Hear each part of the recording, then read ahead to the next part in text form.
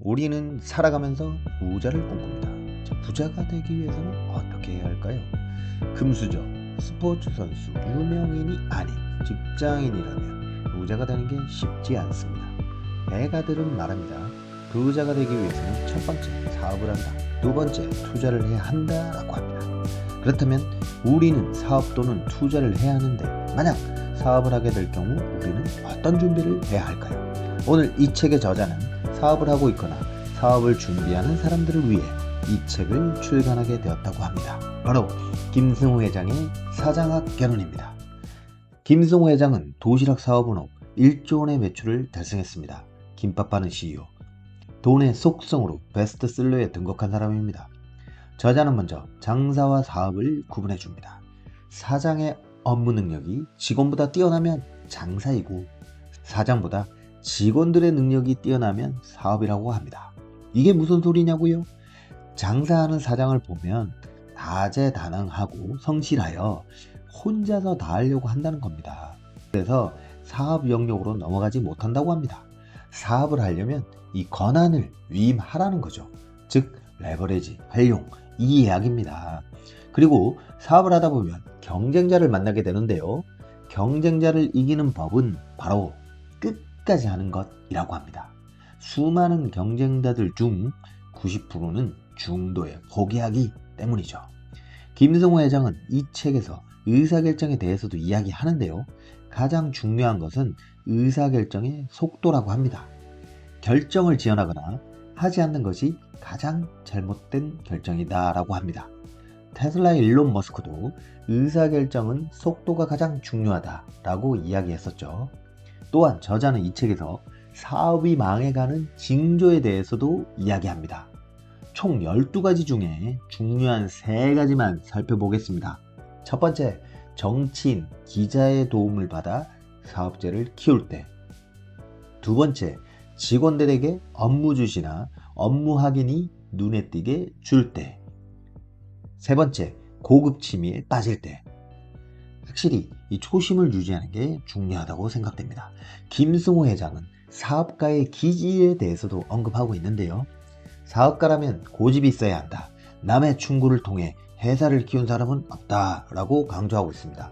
역시 사업가라면 뚝심이 있어야 하겠습니다. 또한 사업가는 금융과 부동산도 공부해야 한다라고 합니다. 금융과 부동산은 언제나 세상의 강자였기 때문이라고 합니다. 사업장의 관리에 대해서도 이야기하는데요. 여기서는 정리, 정돈, 청소, 청결 이 4가지를 잘해야 한다고 합니다. 이 4가지를 잘하면 비용 절감, 업무 효율, 사고방식이 탁월해진다라고 합니다. 식당이나 사업체를 방문할 때 화장실에 들러서 점검을 해보신다고 하시네요.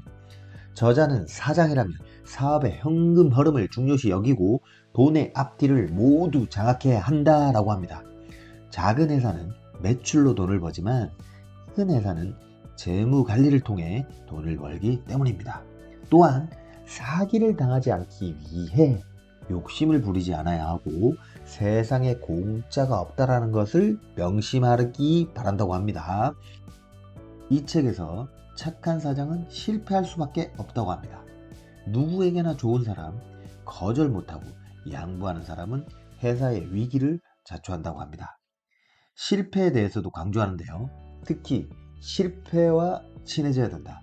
실패를 두려워하거나 창피해하지 마라 라고 하면서 실패를 비난하는 사람을 멀리하라 라고 강조하고 있습니다.